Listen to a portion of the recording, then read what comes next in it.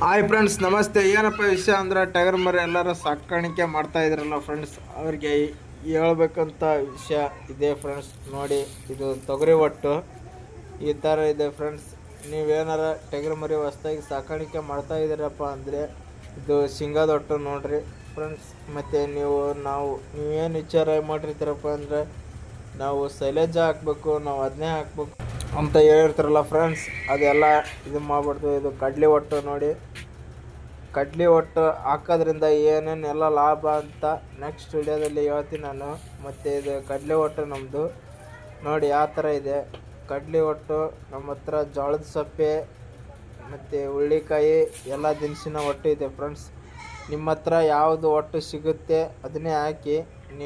ನೀವು ಸೈಲೇಜ್ ಹಾಕ್ಬೇಕಂತ ಇದ್ದರೆ ನಿಮ್ಮ ಹತ್ರ ಯಾವುದು ಡ್ರೈ ಒಟ್ಟು ಸಿಗುತ್ತೆ ಅದನ್ನು ಎಲ್ಲ ಹಾಕಿ. ಮತ್ತು ದೂರಿಂದ ಜಾಸ್ತಿ ದುಡ್ಡು ಕೊಟ್ಬಿಟ್ಟು ಒಟ್ಟು ತರಿಸಿ ಹಾಕ್ತೀವಪ್ಪ ಅಂದರೆ ಲಾಭ ಜಾಸ್ತಿ ಸಿಗಲ್ಲ ಫ್ರೆಂಡ್ಸ್. ನೋಡಿ, ಇಲ್ಲೈತಲ್ಲ, ಇದು ಬೀಜೋಳ ಸೊಪ್ಪಿ ಜೋಳದ ಕಣಿಕೆ ಅಂತ ನೋಡಿ, ಇದನ್ನೇ ಹಾಕ್ತೀವಿ ನಾವು. ನಮ್ಮ ಹತ್ರ ಏನು ಸಿಗುತ್ತೆ ಅದನ್ನು ಹಾಕಿ ಒಟ್ಟು 3-4 ತಿಂಗಳ ಮೇಯಿಸ್ಬಿಟ್ಟು ನಿಮ್ಮ ಹತ್ರ ಯಾವ ಥರ ಒಟ್ಟು ಸಿಗುತ್ತೆ ಅದನ್ನೇ ಕೊಡಿ ನೀವು. ಮತ್ತು ನೆಕ್ಸ್ಟ್ ವಿಡಿಯೋದಲ್ಲಿ ಕಡ್ಲಿ ಒಟ್ಟು ಹಾಕಿದರೆ ಏನಾಗುತ್ತೆ ಅಂತ ಎಲ್ಲ ಹೇಳ್ತೀನಿ ಫ್ರೆಂಡ್ಸ್. ಸಬ್ಸ್ಕ್ರೈಬ್ ಮಾಡ್ಕೊಳ್ಳಿ.